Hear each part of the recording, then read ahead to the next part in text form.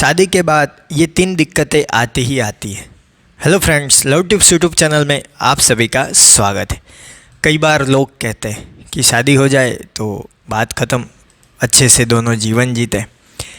जीवन अच्छे से ही जिया जाता है, सब कुछ अच्छे से ही चलता है, लेकिन कुछ दिक्कतें होती है जिसका सामना हमें करना ही करना होता है।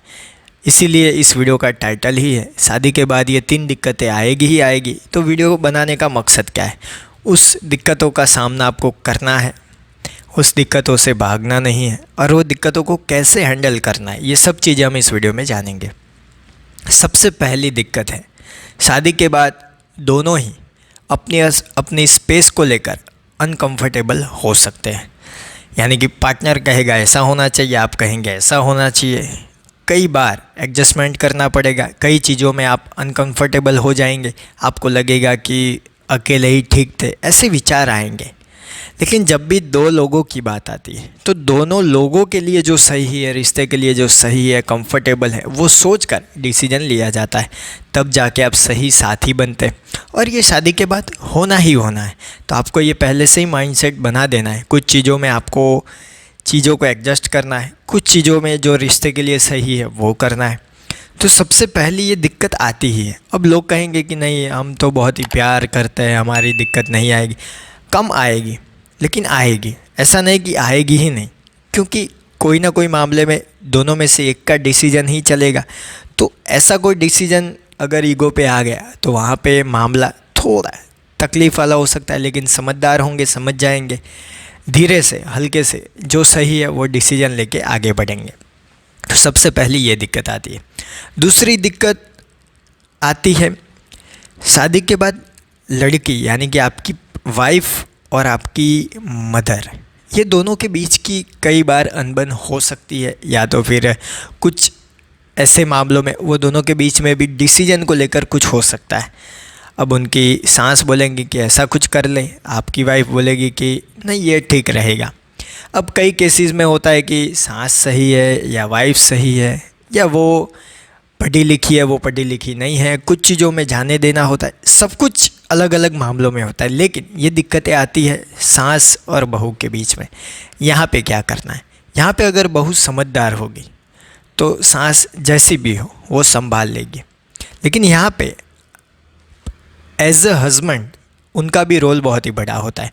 दोनों के बीच में कैसे बैलेंस रखना है, हैंडल करना है, ये आना चाहिए, क्योंकि उनको समझाना है। दोनों का नेचर उनको पता है, क्योंकि वही इंसान है दोनों के बीच में। तो उनको कहना है कि मम्मी की ये कुछ आदतें हैं, ऐसे वो चलते हैं। और दूसरी तरफ वाइफ, उनको भी कहना है कि ऐसे वाइफ की आदत है।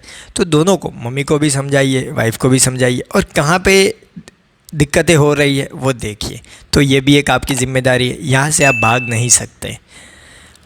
अच्छा चल रहा है घर में तो बहुत ही अच्छी बात है, लेकिन दिक्कतें आती है तो ये ध्यान रखिए। तीसरी दिक्कत है टाइम देना। शादी के बाद होता क्या है, आपको लगता है कि एक बार शादी हो गई बात ख़त्म। नहीं, शादी के बाद आपको ज़्यादा टाइम अपनी वाइफ को या अपने हस्बैंड को देना चाहिए। आप अपने करियर में लगे हुए, अपने काम में लगे हुए, तो आप क्या करते हैं, कई बार टाइम देना भूल जाते हैं, या तो फिर टाइम आप नहीं दे पाते।